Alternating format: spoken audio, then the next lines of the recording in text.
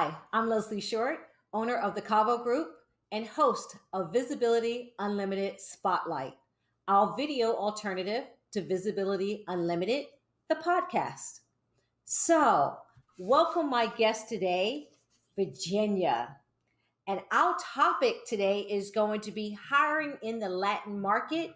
What does it really look like? Virginia, welcome. Hey, I'm so glad to be here, Leslie. Thank you so much. Absolutely, absolutely. We've had sidebar conversations. So before we jump in, what it's like to hire, can you share about the company you're working with and what you do and your background? Absolutely. So, as you know, I am the COO and Chief Lamacita, as my team likes to call me, of Hire Lama. We bridge Latin talent in LATAM with an emphasis on female identified talent with startups all over the world, right? Mhm. So that's what we've been doing. That's our main mission, and especially to empower women everywhere. We have really a wide range of clients, from your Reddits of the world to health tech, to international companies in telecom, and anything in between when you think of tech. Our mission really is to empower one Latin hire at a time. Mm. We just finished a fantastic conference called Find Your Llama, where we empowered women with a great group of speakers, that cover wide ranges from engineering with empathy to, ask for the salary that you deserve, that I moderated, to transitioning from, any field that you can imagine to tech, right?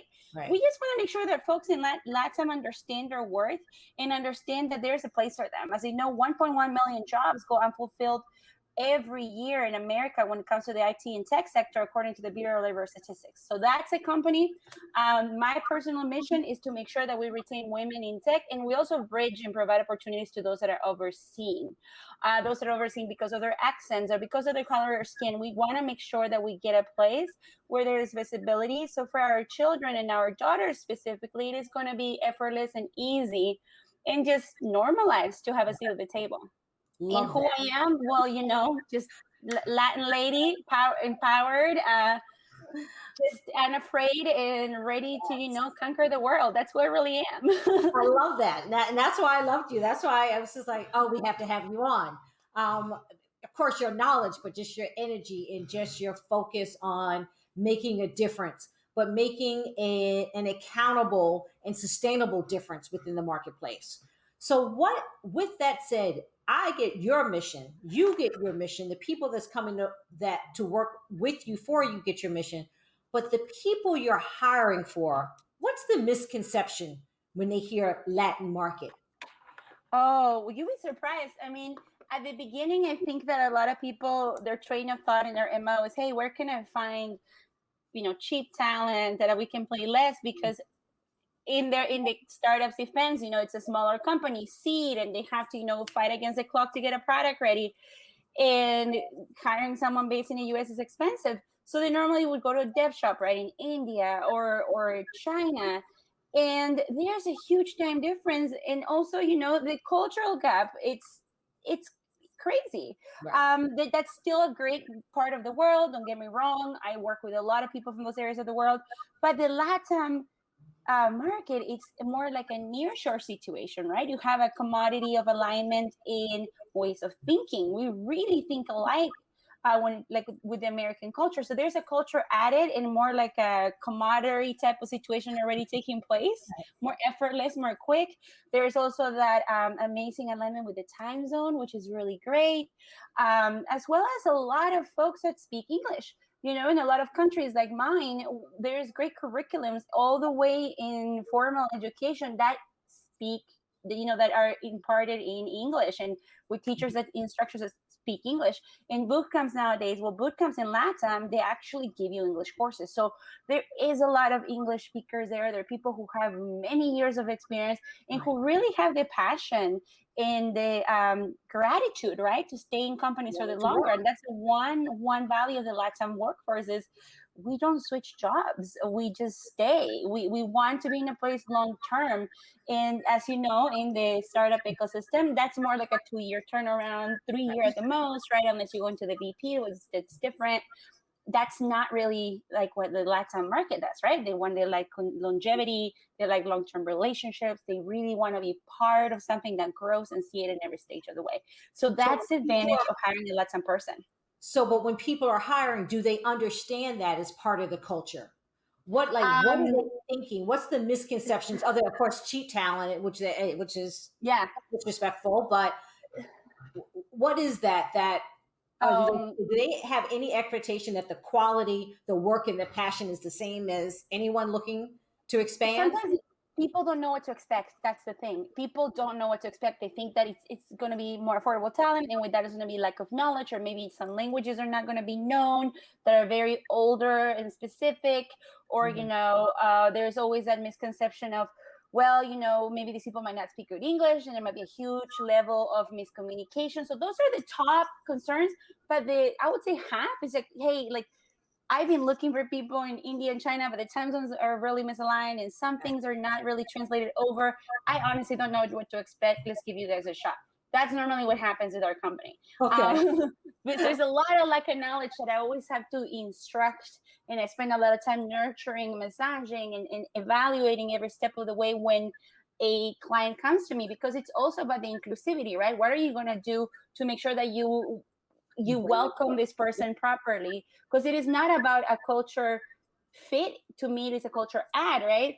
A great diverse product has to mirror a great diverse workforce, because you know what happens when you don't have a great diverse workforce backing up a product.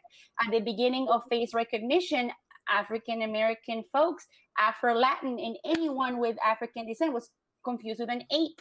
And then women, we have to speak to our devices more than once to get understood. Leave it alone to a woman with an accent. So I think that that's also the value that these people don't really think of. When I just bring it to them, they're like, sold, bring me my Latin culture. So yeah, it's awesome. I love it. What would be your three top things when someone calls you? You're like, let me start off the bat. This is not cheap labor. We speak English. We're educated. What else? We're bringing great. If you're a product company, I'm like, well, you are honestly have hit the lottery, because as you know, the Latinx population in the United States is going to be a majority very soon. So you're mirroring and you're empowering your consumer. So whenever there's someone with a product in their hands, especially voice activated or face activated, I'm like, you have to hire your people, because you're going to get a much better product out there. So we're really focusing on tackling that community as well, just to help our fellow Latinx folks. So yes, the diversity that they bring of thought to enrich a product. I also really, really talk to them about how, you're hiring a Latinx employee, especially a woman, and you're saving someone from, a hardship. I mean, a lot of women in Mexico, there's a plague of feminicide, right? So these women have to stay home with their spouses and deal with domestic abuse and murder in a lot of cases. So, you're actually saving someone in a family. You're also avoiding someone go through the hardship of immigrating. A lot, I would say 99% of people in our community would rather immigrate in their own terms as opposed to feeling forced because they're facing a hardship. If you look at places like El Salvador, that unfortunately our people are forced out of their houses because of MS-13 and gang activity, if they had a better salary, they could move to the capital or a more safer neighborhood, and they wouldn't come to America, because we don't want to leave our family and come to another country.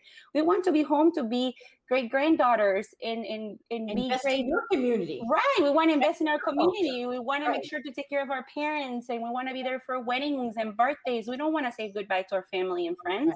So you're empowering a lot of people that can stay home and create businesses to create, more businesses and more businesses. So you're actually generational work. Generational wealth, generational worth. You're enriching a whole community, and you're also teaching the generations to come that there's a place for them at home, and they don't have to come to another country to feel overseen and like they're almost invisible, right? Like what happens when you immigrate. So it's it's the gift that keeps on giving.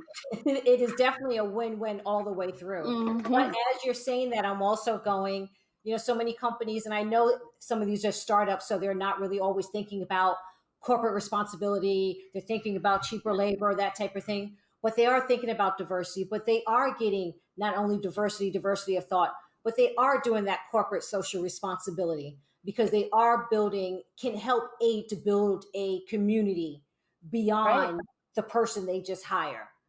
That's right. I mean, we have a huge client in Israel right now, and we are producing tens of hires for them in teams at the time, that are going to be able to bridge the world, right, through telecommunications. Right. So that's powerful, and they're learning from the advanced teachings of the Israeli company, like how to really come with like cutting technology, and they're getting actually more empowered for the rest of their careers and their lives. Absolutely. We also have another company that is in graphic design and technology, and our company, we're building actual teams and cohorts that are based all over Latin. We challenge them to not just think of one country, because we're seeing an emerging market as well, where there's people that have 3 to 5 years of experience. They're handling 3-4 multiple offers at the same time. So it is not exactly cheap, and I don't like to use that word. It is a cost-effective market that is getting really competitive real quick. So I mean, it takes me of inclusivity, right? So what I think a lot of people get with hiring Lama as a client is we instruct the company how to set the team. We offer them PEO services, and we also challenge them to think of benefits and inclusivity, right? The Latin workforce is not just interested in money; they're interested in benefits and flexibility, so they can also. Same thing everyone else is. Everyone else is, right? They want to be able to spend time with their family, so they want to understand if there is vacation time. They want to understand if there is work-life flexibility. They want health insurance. They want the other many benefits that each country offers. So we advise on that. We also take a deep, thorough scan of every step of the hiring process and every code challenge issue. And we want to make sure that it can be equally translated across the board and culturally. And we also prep our candidates. We have a coding academy. We have an English academy. We have a growth academy. So any folks that fail any interview testing, they go immediately into our free cohort to teach them how to beat the interview process. So, companies in America charge people. There's a company called Rooftop Splashy that charges $300 to teach that is peer-to-peer. We're doing it for free. So, I mean, we're really, really taking our place to invest on candidates to make them the best. And we're also making sure that companies are equipped with the inclusivity factor to welcome this workforce in a proper manner, right? So that also is cost-effective. It avoids attrition. And it's that win-win situation that we talked about. And it's retention.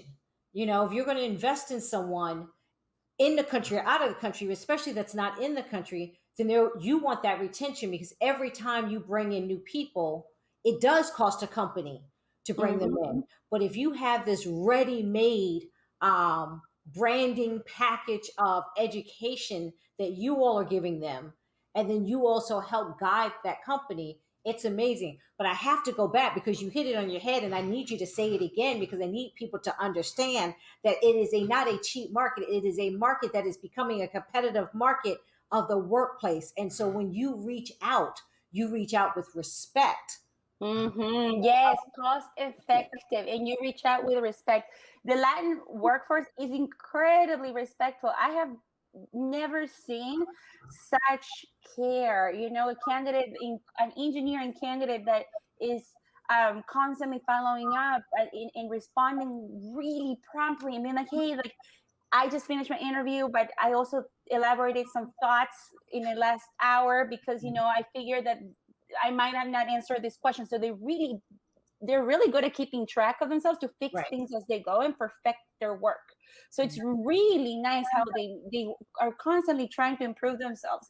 So, I mean, what I always tell the client is like, hey, like, this is someone that's constantly trying to be their best person and put their best foot forward. So you owe it to them to have that inclusive workforce and to receive this respect and receive this gratitude, this overwhelming gratitude with, something back, like benefits, like inclusivity, like a new friend, like it's like a culture. What is your company culture to invite them into? It's not, like you said, it's not even just an add-on. they have to be part of the culture. They have to Yeah. understand what's going on. If your office is closed, they need to know. If times Mhm. change or things happen, there still has to be that communication. Yeah.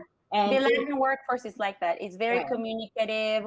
It's very fraternal. You know, they Mhm. believe in calling your teammates your family, and Mhm. they believe on following through. Like, hey, it's the end of the day, and I did this. Is there anything we're thinking? Or to just raise their hand in the corner and be like, I just figured another way to work this. Or, hey, I thought of this. They're really good at thinking outside of the box, because Right. we all are always taught our whole lives to just empower ourselves and to work really hard, because it's going to cost us so much. We have to so much more work than the average individual to work harder to get to what we want. So we really put it to practice every single day. So I mean, it is definitely a passionate workforce. I love that. So I'm going to shift it a little bit because of Mm-hmm. part of our conversation, and hopefully you'll be able to answer some questions for some people that they may have. So many people are so confused, and you may not Mm-hmm. have the answer because it may be an individual. Latin, Latina, Latinx, Latino. What would you say to address the community? Is it Latinx? Is it Latino? Is it what? What do you say to that? Or what's your So, thoughts? well, my thoughts are all about inclusivity. Again, I'm not the owner of the truth by any means, but when you say Latinx, you're also acknowledging our LGBTQIA plus community, Mhm, because in Latin America, we say Latino as mhm. he and his, and Latina as She. she and hers. And Mhm. now with they and theirs and them, we're saying Latine, we're Mm, saying Latine, right? But if okay. we want to acknowledge the three personas that I just mentioned, then you say Latinx as a whole for the community, or for the, overall Right. people. Okay. Yes, I like to say Latinx. I don't like to say woman with an X, because transgender women are women. They're my Right. sisters, and that's just Yes. how it is. But when it comes to just the pronoun Mhm. respect, we like to say Latinx. Okay. Hopefully that has cleared up for a lot of people. I always say you still have to ask the person Yes, that you're ask. dealing with what they prefer, but that was a very clear explanation, and I thank you for that. Um, Mm-hmm. I know that you love D&I as well, and that's a passion of yours to make sure that that's always part of the empowerment and inclusivity within the company. What do you see as the future, whether it is the Latinx market or the diversity, inclusion, equity market as a whole? Do you see? I'm so happy to have seen this conscious awakening of our own community Mhm. to stand up for ourselves, Okay. to understand that if a company is not for us, to walk away and go to the company that is for us, to ask our worth and advocate for our worth. I think that a lot of companies have been doing this performative activism that, it's not really behind closed doors to, putting anything to motion or grinding any gears or causing any change. It's just, window shop. But I Yes. feel that a lot of folks like you and me and all the other people in the audience, we are starting to see through that and ask better questions in the interview process to make sure that we create change if we can, and if it seems like it's too close, we walk away. So I would say that if we all continue to advocate for ourselves, for the places that are worthy of us, and also to see if there is a place that is willing to create change if we bring it up, where the future looks very, very bright. The other thing is, I want to make sure that I hope that all the clients and all the companies listening to us, that we continue to be together on the mission of keeping women in the workforce. Because of COVID, there has been almost detrimental, no turnaround change that has No, been it's really been bad for us. detrimental.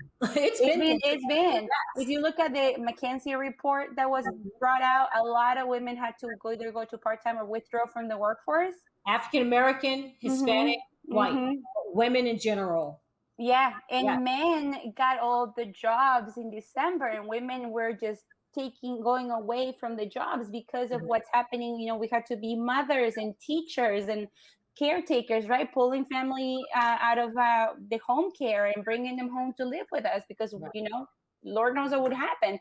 So I think that we want to make sure, I want to make sure that every single company understands these needs, and they do returnship programs, apprenticeship programs, part-time tracks, consulting tracks, on-call tracks, Right. things to diversify the workforce, to help women stay in jobs, because we want to make sure that, again, our daughters walk in a room and someone sounds like their mother and someone looks like them. It was so hard, and it's still hard to this day. And I would walk in tears out of every single conference, being the only one with an accent. I would just put a face, I would walk in a room, and it was great to see other diverse folks, but walking out and being like, wow, I was the only girl with the accent. Like, it would bring me to tears. So I want to make sure that my children don't feel that way, right? So we just got to make sure that companies do that. Yes, but here's what I'm loving lately. As horrible as those stories are, and we've spoken about, I've been the only one in rooms and countries and all those things, but that I see young Latinx women speaking up about that you will not judge my accent against my intelligence. That you will not take that as a lack of culture. And I think until the conversation of awareness and not perception of what you may think, Latino, Latinx, your perception of who they are or what the culture is, but do you accept someone as their intelligence, but to be able to begin to not only walk in the rooms, but have a valid voice within those rooms, accent or no accent. Right, because it's about getting your respect. When I talk one of my biggest talks that I always perform is getting to the conversation where you deserve, like advocating for yourself, know your value, right? Be aware of tu valor. Like that's the one that we did in the Spanglish community for a group, and part of that is not just advocating for what you deserve, which you should, because everyone should get equitable pay. It's about who I am as a person. I am a woman with an accent who is gonna wear their natural hair, who I'm gonna wear my hoops, and I wanna rock my red lip, and I'm going to have mannerisms. And I'm gonna need to be able to say Indigenous people's days. And I'm gonna wanna pick up the phone and talk in Spanish with my other coworker, or go across, or just be able to say a little Spanish hello to someone across the table when I'm in the room. I have to be able to advocate for that to be okay, because it is who I am and what I bring to add to the value of a company. And if you want to come in with your hair curly, we spoke about that, then that's your right to have curly hair. Yeah. And why should we have to code switch where you were saying how long it takes you to blow dry your hair and do all of that? Because you need to fit into a perception of what someone feels you should have to look like to work. Isn't it funny that some states have finally done laws to not discriminate with natural hair in schools and in offices just now? Yes, when who cares? Your hair is it's just your identity, and it is who you are, and it's not going to offend someone to show it or to hide it or to be who you truly are. I think that, for example, for me, I have it straight right now because it's really humid, but I did it just because I went to the blow dry bar and I got a haircut. But normally I'm with, really curly hair walking around. And so many times I had people just say things like, hey, like you need to do one of each because all together just looks so ignorant. I had that happen to me. I've had people say that, and it's just heartbreaking, right? You need to celebrate yourself for who you are every day, for sure.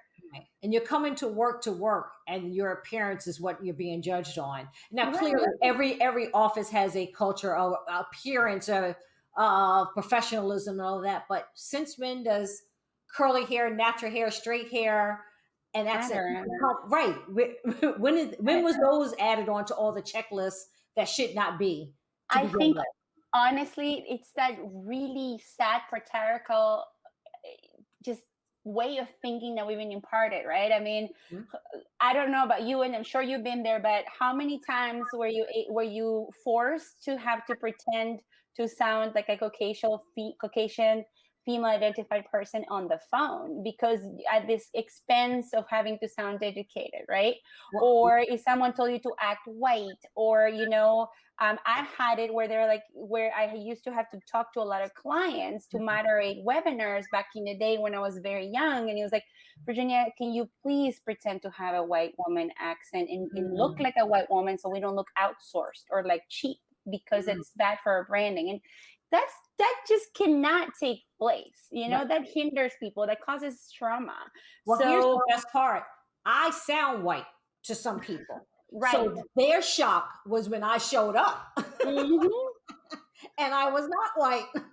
Right. And it shouldn't be a shock, because you'd be like, wonderful, Leslie, you're a person. And they were so thrown back by the fact that I am a Black woman, Right. that this is how I speak. And it should not make a difference. And I remember working for a clothing company back in the days of the rap world. And I remember the CEO came in and he heard me on the phone, and I was going, love is love, because I was on with some stylists and they kept saying love is love. And I was like, okay, I just need to get this person on the phone. Love is love. And he was like, oh, that doesn't even sound right coming from you. Like, don't even.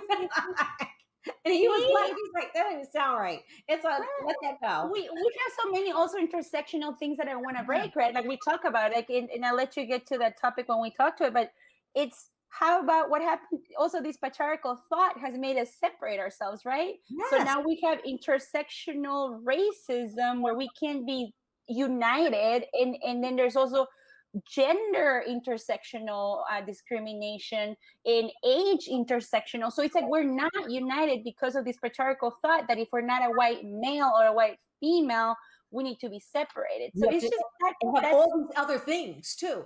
Yeah. Right? If you're hiring a Black woman, they need to look a certain way. If you're hiring a Latino woman, need to look a certain way, and dress a certain way, and sound a certain way. And then within ourselves, someone will say, oh, well, you got that because you were lighter. Yeah, I've had that a million times every day. Like, you can't be part of our group. I'm a DACA person. I'm a dreamer. I've been banned from dream groups because I'm the white person in the group. And it's like, I unfortunately, did not choose to be who I am. And actually, no, I fortunately am who I am. And I just want to be part of a group where I can advocate for the same thing, which is, hey, we need rights. Dreamers need citizenship. We didn't choose to come here as children. So I would love to be able to be in a world where I acknowledge my privilege, but at the same token, my accent has been so detrimental to my career in where I used to live. I lived in Washington, D.C. So I mean, if people could see beyond the colorism and just understand people's stories, and we can support each other, right? So, like, what I always impart in my company is I have a wonderful group of Latina women, and they all take on the Latina, now pronoun, so I can say that. And all of these wonderful women, they tell me, they're like, Virginia, I'm kind of embarrassed of going on video. These are international clients. Go for it. Well, should I slow down how I talk, or should I practice? No, please be yourself. Because, and I also tell them that once you make it and you get to that directorship role in our company or elsewhere, right? I want you to bring 5 women with you. And that's just how I want it. And I want you to make sure that they represent every group, right? In Latin America, we have huge discrimination with the Afro-Latino community, the Afro-Latin community, right? We have a lot of discrimination with indigenous communities, and we almost nearly killed them, right? Like back with like disease and lack of healthcare and lack of rights. So I think that what we're trying to do is this revival of rebringing these people, right? Celebrating and uplifting the Afro-Latin community, their voices, and all these other intersectional groups. There's many shades. There's many shapes. That doesn't determine who we are. Right. Who are we within, and what are we bringing? All the other values that come with us. I think sometimes, we are our own worst enemy with colorism, and then it's projected on us in the workplace, imaging of culture, of the bias for which people feel that we should walk in with. When they say they want diversity, they want sections of diversity. Right. They do not want all of the diversity that comes with, and all the culture that comes with everyone. And we all need to learn from one another because, DEI as advocates is not one size fits all. No. So I have mentors. I mean, you're one of them, but like I've had amazing mentors that are from each community to learn their struggles and to advocate and to be very knowledgeable as much as I can be on a given topic to protect and advocate for other people of intersectional groups. I think that there's so many white women leaders in DEI that took their time and that actually took their efforts to learn, to advocate, to bridge, to get the advancement, as opposed to other ones too that only understand that type of activism. Right. And that's not for everyone. So when you're a feminist, you have to be an intersectional feminist. I think that's the only way to be a complete one, right? If you're not going to be a complete one, well, that's your business. But if you really want to speak for everyone in a DEI umbrella, you gotta get really intersectional, and you have to also rely on people. I think that the Latinx female identified community should rely on Black women, because Black women are leading and paving the way for us to get to where we want to be. I mean, all of us together, because right. we can't have a half of a conversation. Mm-hmm. And so it's just what you said, we're speaking about diversity, we're speaking about inclusion and equity. I can study all I want, but I still need to come to you and ask, okay, Mm-hmm. what is it that you're looking for, wanting? How do we mesh this together? How do we align, right? How do we walk in here together? The same thing with the disability community, the same thing with our Asian, our Muslim. If we can be the experts of DEI, but you're not an expert on every single culture. We have an understanding. And I love how you say advocate and not an ally, because it drives me crazy, because we can't be an ally. Someone has to make you an ally, but we definitely can be an advocate to each other by understanding, by bringing it up in the room, by making sure that there's a place next to us for each other. Yeah, exactly. I mean, when I live in San Francisco, right? Normally when I'm not visiting my mom in Washington, and I had to learn so much about the racial discrimination against the Asian Pacific Islander community. It was so much to read and absorb, because I was completely ignorant on the topic, and in learning it made me appreciate and elevate and lift and expand these voices and listen. I reposted everything I could from anyone instead of making my own conclusions and getting in my little soapbox. Because that's what a true ally advocate does. It is not performative allyship, where you stand behind someone and you elevate them. You raise their voices, yes. You lift them. And that's LGBTQ brothers and sisters, Asian, all of them, yes. We have to lift and not shift, because we always want to shift it back.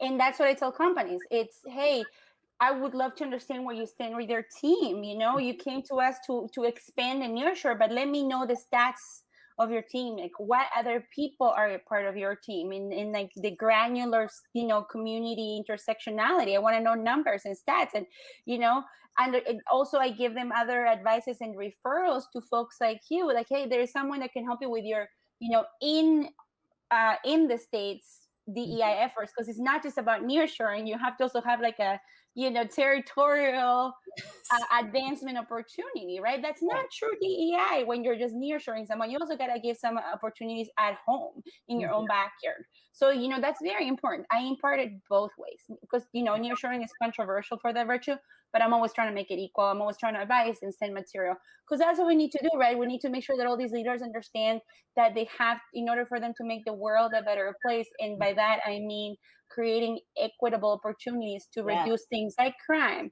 reduce things like teenage pregnancy, reduce things that AIDS or any problems that are affecting the most marginalized, underdeserving communities, is to give people the right jobs and to educate them. It's not just giving someone a job, it's educating yourself, educating others, and being a community, not just a company. And so here's what I like to say, and as we begin to wrap up, I want everyone to stop saying jobs. I want people to say careers. Yes. I want people to understand that this particular body of work you are doing is because it's going to lead somewhere else. And if it doesn't lead, and even in that industry, you have those transferable skills that you can move and continue to grow. Because it's a pathway. Yes, because I think what happens in the Black and Latina community, you grow up hearing about jobs. You don't grow up Mm-hmm. hearing about building a career. And Me so I too. want all of us to start speaking about how do we begin the foundation of Yeah. careers. Exactly, because unfortunately, like in my own experience, I came to this country and we slept in the kitchen floor, and we had to receive benefits from the government. And I have worked 40-hour weeks since I was 13 years old, as well as going to school. Like the first Saturday off I ever had in my life was when I turned 21 years old. Wow. And I still work all weekend long because I'm pushing this company, right? But Right. it's because I always was told a job is a job. I didn't find my voice or a career until someone looked at me and saw my potential and told me that I should pursue a career in talent acquisition because of my personality. I was just an admin going to college. Right. So, it is about growth, enriching your mind so you can enrich your own community. So then your Mhm. children can just straight up walk without the red tip that we're having. That's what it's about. Right. Oh, I love that. Give me one thing that you just want our listeners and viewers again to know about what they will receive when they come to you all looking for talent. Well, first and foremost, you're going to receive tons of education because we're very passionate about creating inclusivity, complimentary assessment of your culture in these evaluations. I just love to always be working in heart to heart manners with my leadership, and very part to part with like all the hiring managers to make sure that they understand better ways to interview, and we're learning from each other constantly. I think also we have an amazing database of ready to work Latinx folks that are ready to just have, the next step in their career. And the company not only understands other companies just like us in seat level, so we work together and making sure that it's an affordable, easy process, but we have a guarantee. So we actually we will make replacements for companies for free within 90 days if something wasn't to work, and then we'll get that person into one of our programs to advance and put them in a job within 90 days as well. We want to Right. make sure that nobody's left behind, and I we want to love make sure that people advance with the right person supporting them, and that's what we're here for. We're advisors, we're a product, we're a tech company, but we're going to be their best friend in every step of the way. So how can people find you? Okay, so you guys can come to www.hirelama.com. Please be sure to follow us on LinkedIn. We have also an amazing community called Lamas in Tech for female identified Latinx empowerment. We just finished Find Your Lama event. And feel free to find me on LinkedIn as well. I'm always open to chat. I love to know people. You are amazing. Thank you so much, Virginia, for Thank taking the time you. to impart all of that amazing knowledge with me. I love, love, love speaking with you, and I look forward to having you back as a guest. For everyone else, thank you for joining. Thank you for watching. Thank you for listening. And as always, expand beyond your current culture.